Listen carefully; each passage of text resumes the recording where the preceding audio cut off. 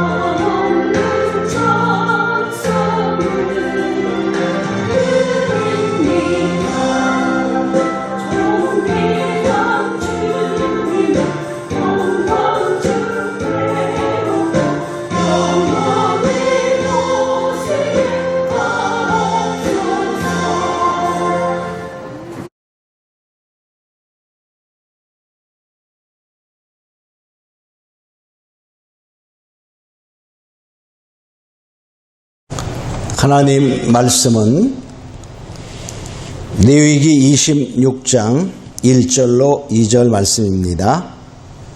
레위기 26장 1절 봉독합니다. 너희는 자기를 위하여 우상을 만들지 말지니 목상이나 주상을 세우지 말며 너희 땅에 조각한 석상을 세우고 그에게 경배하지 말라. 나는 너희 하나님 여호와임이니라. 너희는 나의 안식일을 지키며 나의 성소를 공경하라. 나는 여호와니라. 아멘. 오늘은 레위기 26장 전체를 통하여 순종과 불순종의 결과라는 제목을 가지고 은혜를 나누고자 합니다. 하나님께서는 이스라엘 백성을 출애굽시킨 후에 모세를 통하여 시내산에서 그 하나님께 대한 계명과 법도를 잘 지켜 축복받으라고 그 10계명을 대표적으로 그 율법을 하나님께서 주셨습니다.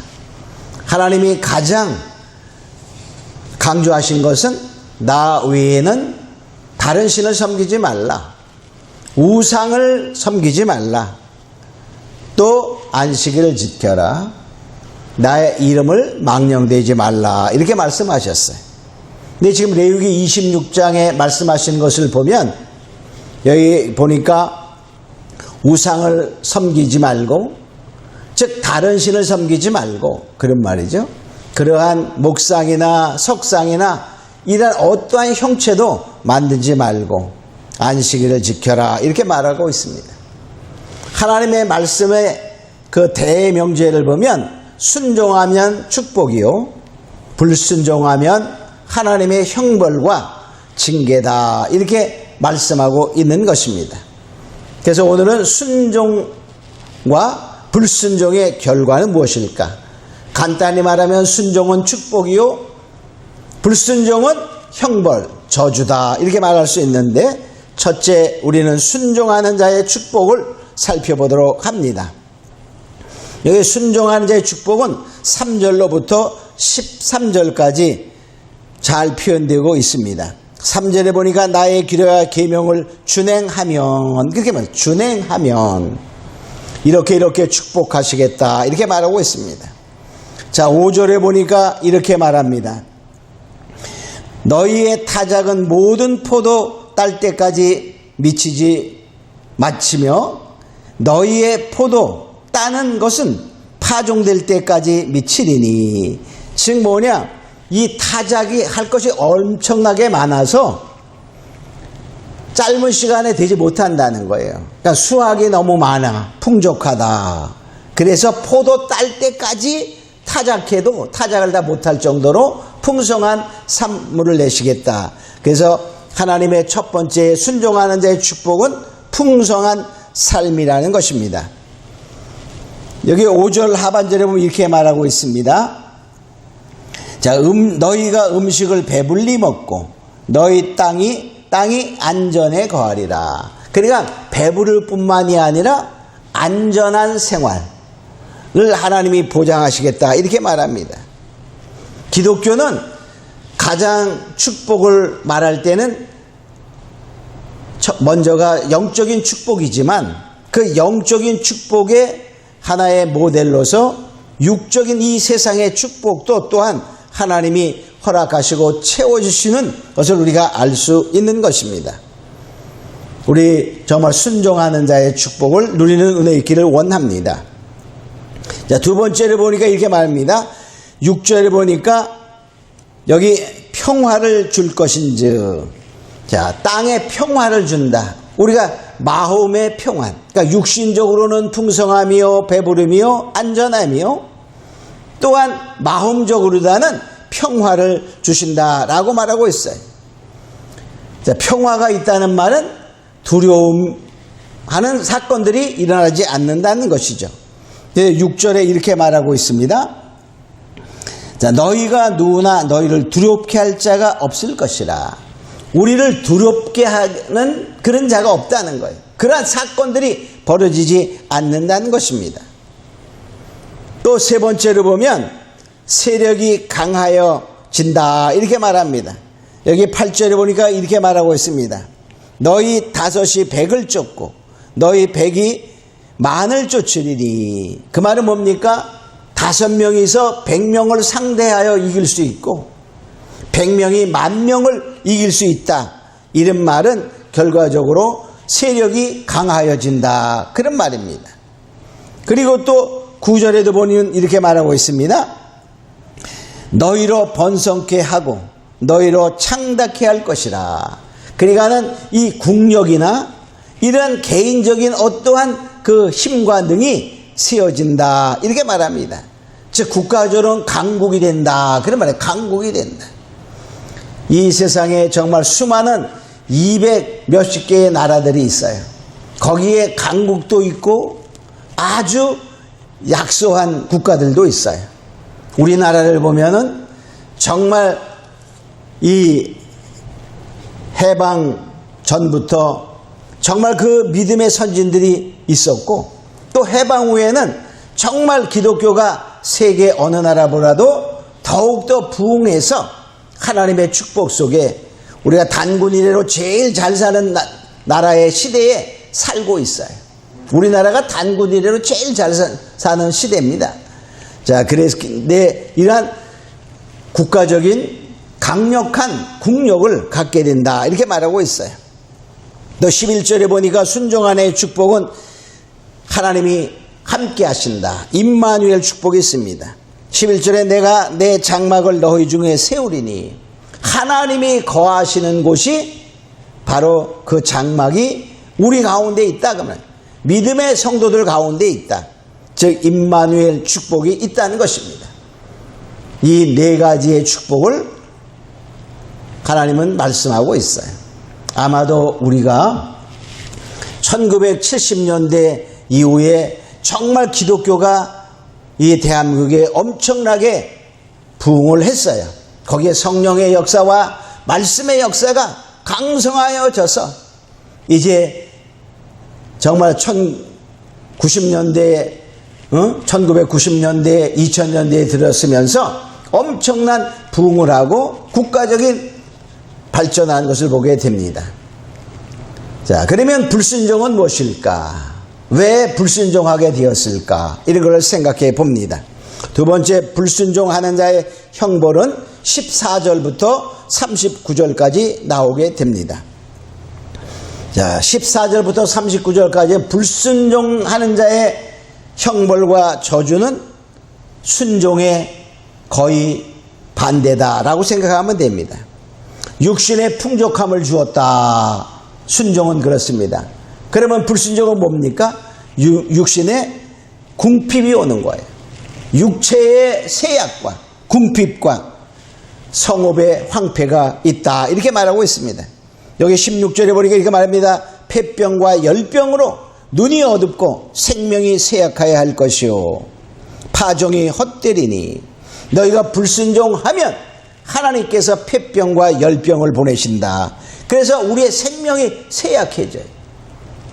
건강한 몸이 폐병과 열병으로. 우리 폐병과 열병, 코로나19의 증세와 비슷합니다. 그죠? 우리가 열납니까? 이렇게 물어보잖아요. 열나면 빨리 연락하라 그래. 또 결과는 뭡니까? 폐가 굳는 거예요. 자, 이러한 그 모습. 또 26절에 이렇게 말합니다. 내가 너의 의료하는 양식을 끊을 때 열여인이 한 화덕에서 너희 떡을 구워 저울에 달아 주리니 너희가 먹어도 배부르지 아니하리라. 자, 무슨 말씀입니까? 양식이 부족 현상이 일어난다는 거예요. 결과적으로 뭐냐? 한 사람의 분량을 가지고 10사람이 먹어야 돼.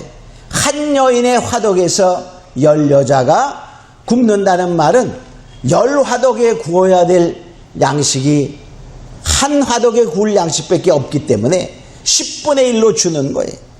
얼마나 정말 궁핍하며 배부르지 못한 순종은 너희가 배부르며 그랬어요. 여기는 뭡니까? 배고프며가 되는 것이죠. 또 31절에 이렇게 말합니다. 내가 너의 성읍을 황폐케 하고 너의 성소를 황량케 할 것이라. 그러니까 성읍이 다 무너지는 거예요. 황폐케 되고 건설할 능력이 없어요. 또 성소들이 파괴된다. 그렇게 말하고 있어요. 그 말은 뭡니까? 하나님이 버리는 거예요. 자, 두 번째를 보니까 두 번째 순종은 뭡니까? 마음의 평화가 있다 그랬었는데 여기는 마음의 평화가 없어지는 거예요. 마음의 평화가 없어진다는 말은 두려움이 온다는 것입니다. 불순종의 두 번째는 바로 마음의 두려움이 떨게 됩니다. 여기 36절에 보면 이렇게 말합니다. 그들은 바람에 불린 잎사귀 소리에도 놀라 칼을 피하여 도망하듯 할 것이요 쫓는 자가 없어도 엎드러질 것이라. 바람 소리에 나뭇잎이 흔들리는 거 보고도 놀라서 적이 쳐들어온 줄 알고 칼에 쫓기어 도망가듯이 바람 소리에 놀라 도망가니 얼마나 불안과 두려움에 떨고 있나. 그러니까 도망가다 넘어진다네. 쫓는 자가 없어도 도망가다 엎드러진다. 그러한 두려움에 아담도 그랬죠. 죄를 범하니까 뭐 했어요? 불순종하니까 첫 번째라는 것이 내가 두려워하여 숨었나이다 이렇게 말해요. 자, 세 번째는 뭡니까? 순종은 세력이 강하여졌다 그랬어요. 근데 불순종은 세력이 약해지는 거예요. 여기 19절에 보니까 이게 말 내가 너희의 세력을 인한 교만을 꺾고 너희의 세력 때문에 교만해져서 강하니까 그때 그 세력을 꺾어서 겸손하게 만든다는 거예요. 하나님이 그 강한 세력을 꺾는다. 자, 22절에 이렇게 말합니다. 너의 육축을 멸하며 너의 수요를 감속해 할지라 너의 도로가 황폐하리라. 육축을 멸하며 그 말이에요. 그러니까 불순종에 관한 육축, 그 당시의 육축은 오늘날의 기업과 산업과 똑같은 거예요. 그들은 다 목축업을 했어요. 그것이 정말 소가 많고 양이 많으면 부자입니다. 오늘날도 마찬가지로 그 목축업을 하는 사람들, 그렇죠? 오늘날도 가축 기르는 사람들은 마리수가 많아야 되잖아요. 근데 그런 거를 다 멸하면 그 산업이 망하는 거예요. 오늘날로 말하면 기업이 망하고 산업이 망하게 하겠다. 즉 무슨 말씀입니까? 오늘날 이 코로나19의 여파를 통해서 많은 기업들이 회생하려고 해서 문 닫는 게 낫다 이렇게 말하는 사장님들이 많다는 거예요. 자, 우리는 이러한 걸 보면서 정말 이 세력이 약하게 만들어요. 또 25절에는 너희를 대적의 손에 붙인다. 그게 뭡니까? 싸워도 약하니까 지는 거예요. 그전에는 뭡니까? 5이 100을 이기는데, 자, 강한 힘이 있었는데, 이제는 뭡니까? 1대1로 붙어도 진다는 거예요. 대적의 손에 붙여서 전쟁을 하면 패하게 만든다는 거예요. 그러니까 세력이 약해지는 거예요. 자, 또 뭡니까? 세력이 약해지다 못해 나중에 다 흩어져 도망가야 돼. 33절은 내가 너희를 열방 중에 흩을 것이요.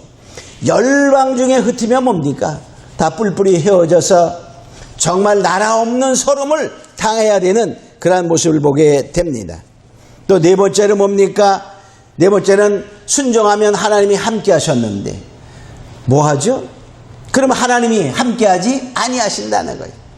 하나님이 우리를 대항하신다 이렇게 말하고 있어요. 23절 24절에 보면 이렇게 말합니다.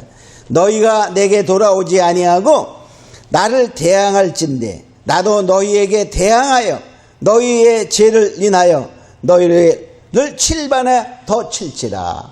하나님이 우리가 순종하지 않고 불순종하는 것을 하나님께 대항했다 이렇게 말해요.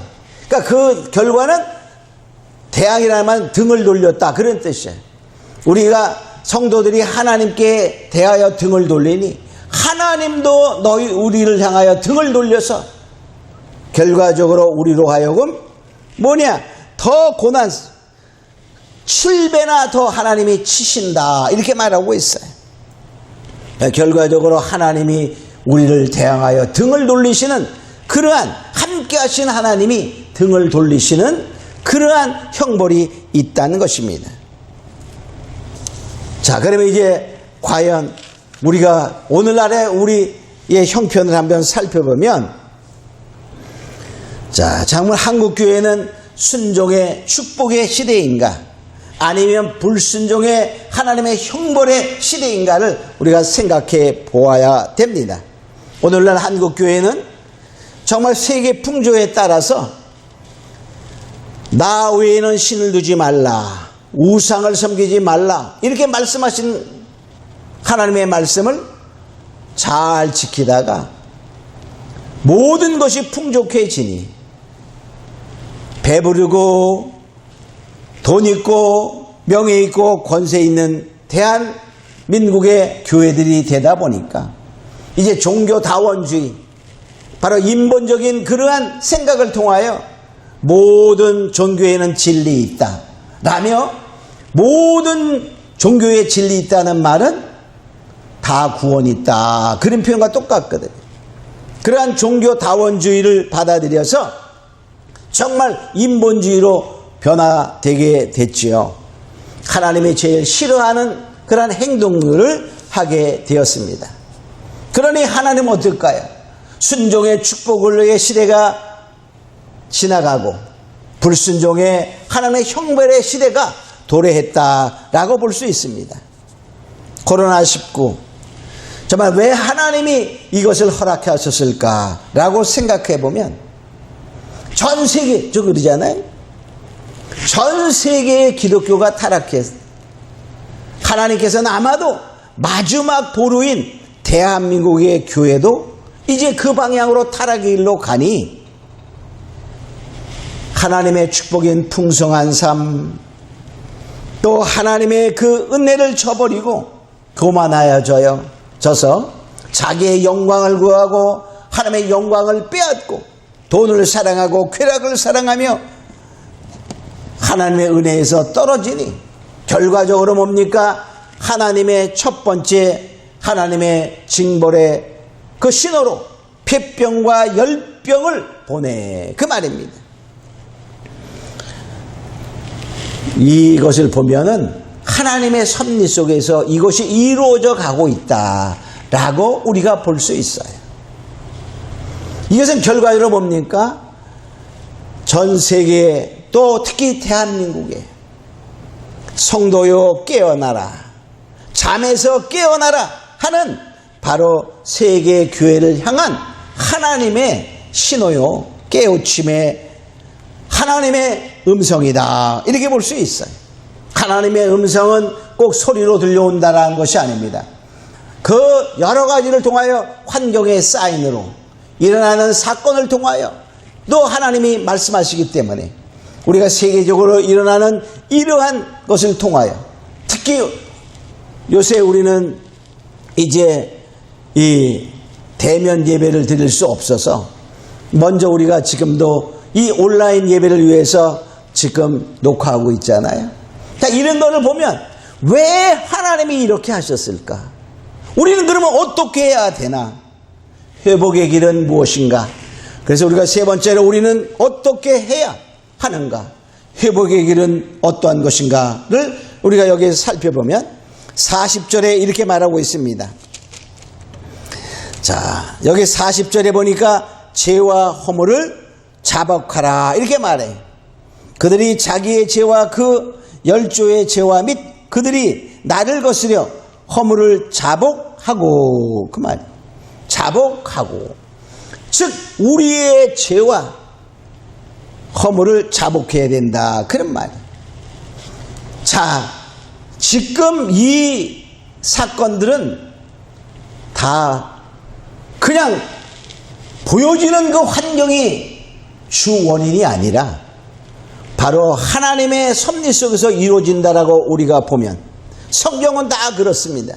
이스라엘 백성들이 좀 하나님의 축복으로 부강해지면 타락했어요. 그러면 하나님이 징계하십니다. 그러면 그들이 다시 또 회개하고 주께 돌아오면 하나님이 축복하고, 이렇게 완전히 그러한 이 굴곡의 축복과 형벌과 축복과 형벌과 이런 것이 반복되는 것이 이스라엘의 역사였습니다.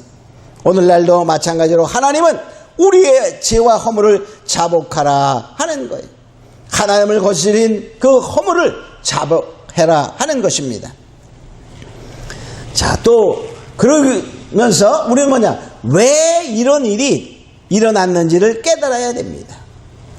자, 41절에 보면 이렇게 말하고 있어요. 나도 그들을 대항하여. 그러니까 하나님에게, 자, 40절 후반전에 자기들이 나를 대항하였으므로 나도 그들을 대항하여 내 대적의 땅으로 끌어갔음을 깨닫고. 왜 이스라엘 백성들이 대적의 땅에 끌려가며 흩어졌느냐? 너희가 나를 대적함으로 내가 너를 대항했다. 즉 너희가 나에게 등을 돌렸으므로 나도 너희에게 등을 돌렸기 때문에, 즉 하나님이 이스라엘 백성에게 축복의 역사를 끊고 하나님의 형벌을 통하여 깨닫도록 그 사건을 벌렸다는 사실을 너희가 깨달아야 된다는 거예요. 그러니까 우리가 근본적인 원인을 깨달아야 됩니다. 소화가 안 되고 있어요. 그런데 그러면 자, 그냥 소화제만 먹으면 될까요? 소화제 먹어도 계속 배는 소화는 안 되고 그래. 근데 나중에 보니까 위에 뭐가 생겼어. 악성 종양이다. 만약에 이렇게 되면 그 원인이 제거되지 않고 소화제가 안 되는 거였거든요. 바로 왜 이 사건이 벌어지고 있는가? 우리는 이것을 깨달아야 된다는 거예요. 이 근원이 무엇인가를 알아야 돼요.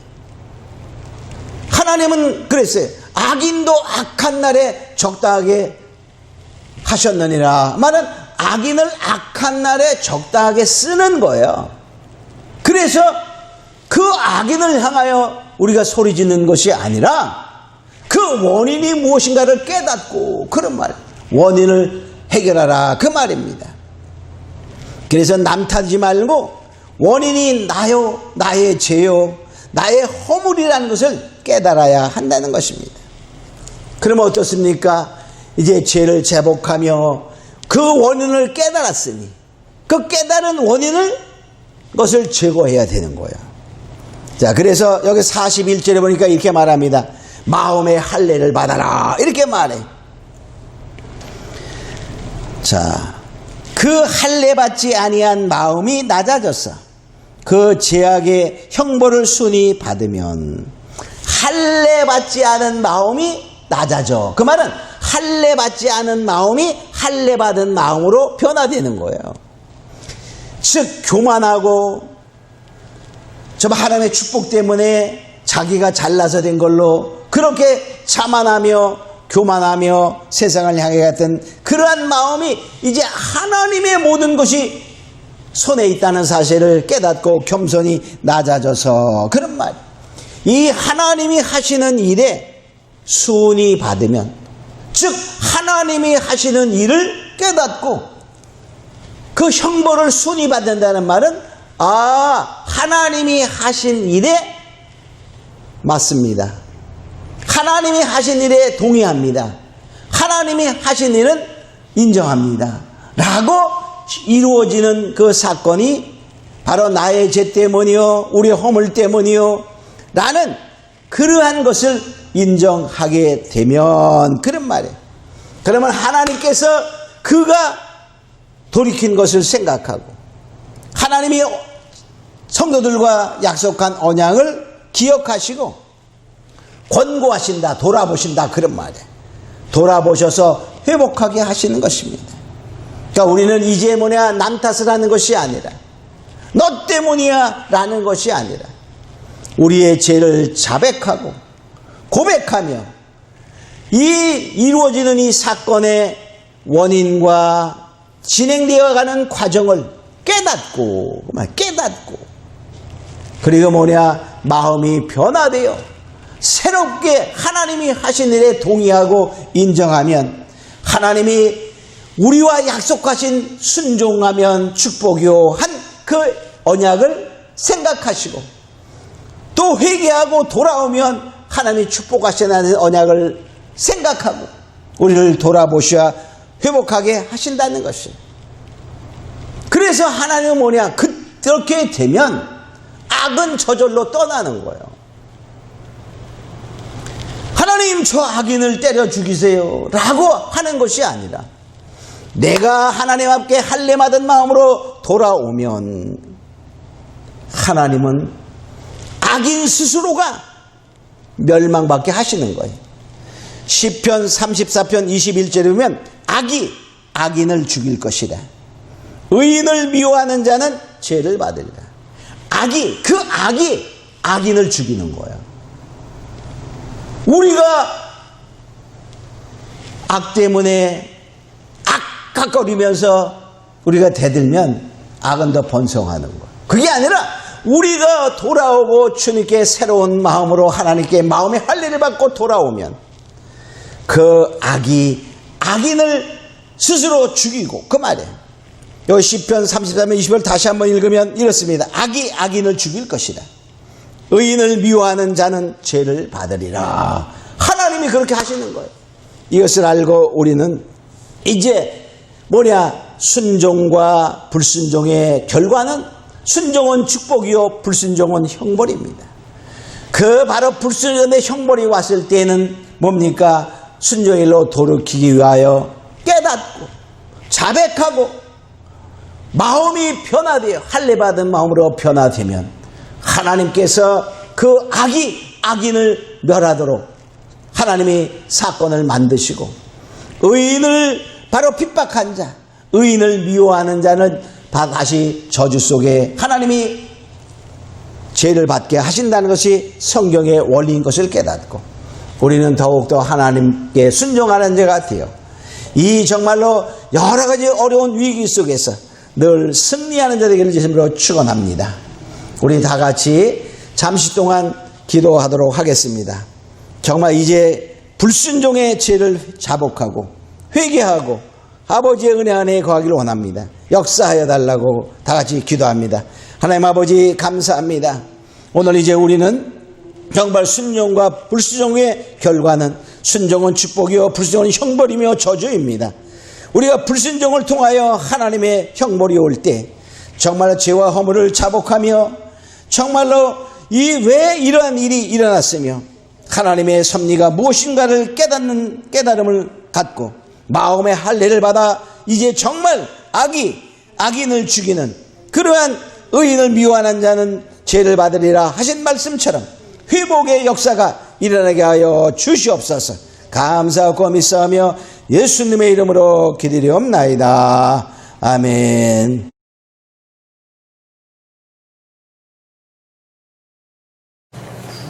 찬송가 315장 찬양 드리면서 준비된 예물 하나님께 드리겠습니다. Oh